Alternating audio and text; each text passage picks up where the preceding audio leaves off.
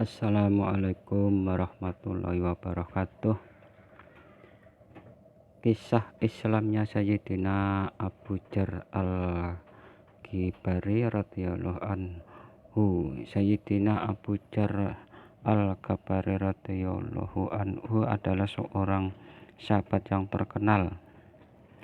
Di kemudian hari ia terkenal dengan kejuhudan dan keilmuannya. Sayyidina Ali radhiyallahu anhu berkata, Abu Dzar memiliki ilmu yang orang lain tidak mampu memperolehnya, hanya saja dia menyimpannya. Ketika pertama kali ia mendengar kabar tentang kenabian baginda Muhammad SAW, ia mengirim saudaranya ke Makkah. Untuk memastikan berita itu kepada saudaranya, ia berkata, apabila ada orang yang mengaku telah datang wahyu kepadanya dari langit, selidikilah keadaannya dan dengarkanlah baik-baik perkataannya. Saudaranya pun pergi ke Makkah. Setelah menyelidiki keadaan di sana, ia pun kembali dan melapor kepadanya. Aku melihatnya memerintahkan kebaikan dan akhlak yang mulia, dan aku mendengar ucapan yang bukan ucapan ahli syair atau ucapan ahli sihir. Abu Dzar tidak puas dengan laporan ringkas dari saudaranya. Ia memutuskan untuk pergi sendiri ke Makkah. Setibanya di sana, ia langsung menuju Masjidil Haram. Ia belum mengenal baginda Nabi Shallallahu Alaihi Wasallam. Ia berpikir tidak aman jika menanyakan tentang baginda Nabi Shallallahu Alaihi Wasallam kepada orang-orang. Maka hingga petang ia masih terus tinggal di Masjidil Haram dalam keadaan seperti itu. Ketika hari sudah mulai gelap, Sayyidina Ali radhiyallahu anhu melihat ada seorang musafir asing. Pada masa itu menunaikan hajat para musafir, orang-orang miskin dan orang-orang asing sudah menjadi kebiasaan masyarakat Arab. Sayyidina Ali radhiyallahu anhu pun membawa musafir itu ke rumah dan menjamunya. Tetapi Sayyidina Ali radhiyallahu anhu merasa belum waktunya bertanya mengenai siapa dan apa maksud kedatangannya. Musafir tersebut juga tidak mengemukakan maksudnya kepada tuan rumah. Pada harinya ia kembali ke masjid. Sepanjang hari keadaan tetap seperti itu.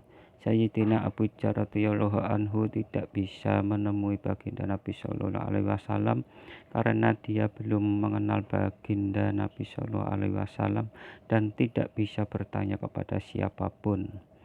Kemungkinan besar hal itu disebabkan berita tentang permusuhan orang-orang kafir terhadap baginda Nabi Shallallahu Alaihi Wasallam telah tersebar luas. Siapa saja yang berani menemui beliau akan disiksa dan segala cara. Ia pun berpikir tidak mungkin menanyakan kepada orang lain mengenai keadaan baginda Nabi Shallallahu Alaihi Wasallam yang sebenarnya. Ia takut jika ia bertanya kepada seseorang, kemudian orang tersebut berprasangka buruk, ia akan mendapatkan kesusahan. Sore hari kedua, Sayyidina Ali radhiyallahu anhu berpikir, musafir asing ini pasti mempunyai tujuan datang kemari. Mungkin tujuannya belum terpenuhi. Sayyidina Ali radhiyallahu anhu pun mengajak kembali tamunya menginap dan menjamunya di rumah. Namun malam ketiga pun sama seperti malam sebelumnya. Akhirnya Sayyidina Ali radhiyallahu anhu bertanya kepada tamunya, apakah tujuanmu datang kemari? Setelah meminta, Sayyidina Ali radhiyallahu anhu bersumpah dan berjanji akan menjawab dengan jujur setiap pertanyaan. Barulah Sayyidina Abu Dzar radhiyallahu anhu mengutarakan maksudnya. Sayyidina Ali radhiyallahu anhu berkata, sungguh beliau utusan Allah Subhanahu wa Ta'ala. Jika esok pagi aku pergi, ikutilah aku akan mengantarmu kepada beliau. Karena suasana pertentangan masih panas, maka jika selama di perjalanan kita menemui seseorang yang mencurigai perjalanan kita, aku akan pura-pura kencing atau pura-pura membetulkan terompah. Hendaknya engkau terus berjalan, jangan menungguku agar orang tidak mengetahui perjalanan kita. Keesokan paginya Sayyidina Ali radhiyallahu anhu diikuti musafir itu tiba di tempat baginda Rasulullah sallallahu alaihi wasallam. Mereka berbincang-bincang dengan beliau. Saat itulah Sayyidina Abu Dzar radhiyallahu anhu masuk Islam. Selanjutnya karena baginda Nabi sallallahu alaihi wasallam sangat mencemaskan gangguan yang akan menimpa dirinya, beliau melarang Sayyidina Abu Dzar radhiyallahu anhu menunjukkan keislamannya di muka umum. Baginda Nabi sallallahu alaihi wasallam bersabda, "Pulanglah kepada kaummu dengan sembunyi-sembunyi, dan engkau boleh kembali lagi jika kami telah mendapat kemenangan." Sayyidina Abu Dzar radhiyallahu anhu menjawab, "Ya Rasulullah, demi zat yang nyawaku berada di tangannya, aku akan mengucapkan kalimat tauhid ini dengan lantang di tengah kerumunan orang-orang yang tidak beriman itu." Lalu ia langsung menuju Masjidil Haram dan dengan suara lantang ia berseru, "Asyhadu alla ilaha illallah wa asyhadu anna Muhammadar Rasulullah." Aku bersaksi tiada yang berhak disembah selain Allah, dan aku bersaksi Muhammad adalah utusan Allah. Selanjutnya orang-orang menyerangnya dari segala arah. Tubuhnya terluka berat, bahkan ia hampir saja menemui ajalnya.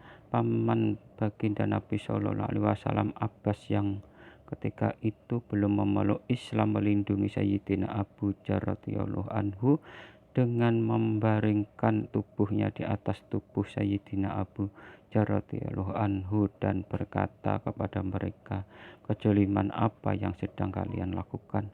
Ini seorang dari kabilah Gifar. Kabilah ini menetap di jalan menuju ke Syam. Perdaganganmu dan segala urusan kalian adalah dengan negeri Syam. Jika ia mati, maka jalan lalu lintas ke Syam akan tertutup." Ucapan itu menyadarkan orang-orang yang memukulinya. Memang benar, semua kebutuhan mereka datang dari Syam. Jika jujur itu tertutup, berarti bencana bagi mereka, akhirnya mereka melepaskannya.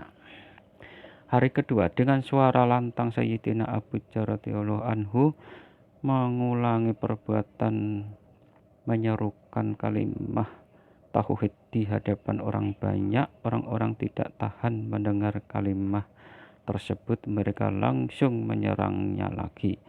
Hari itu Sayyidina Abbas radhiyallahu anhu jugalah yang mengingatkan kaumnya bahwa jika ia mati, maka jalur perdagangan mereka akan tertutup.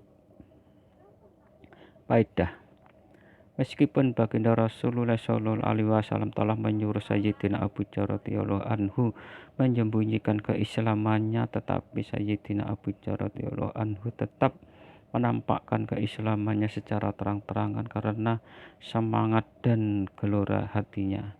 Tindakannya itu untuk membela yang hak. Adapun larangan baginda Nabi sallallahu alaihi wasallam adalah karena rasa sayang beliau kepadanya. Beliau khawatir Sayyidina Abu Dzar radhiyallahu anhu tidak mampu menanggung resikonya. Tidak mungkin para sahabat radhiyallahu anhum menentang perintah baginda Nabi sallallahu alaihi wasallam. Mengenai hal ini akan dijelaskan dalam bab selanjutnya. Dalam menyebarkan agama, baginda Nabi sallallahu alaihi wasallam sendiri telah banyak menanggung penderitaan. Oleh sebab itu Sayyidina Abu Dzar radhiyallahu anhu memilih untuk mengikuti penderitaan baginda Nabi Shallallahu Alaihi Wasallam, bukan menerima kemudahan yang diberikan beliau.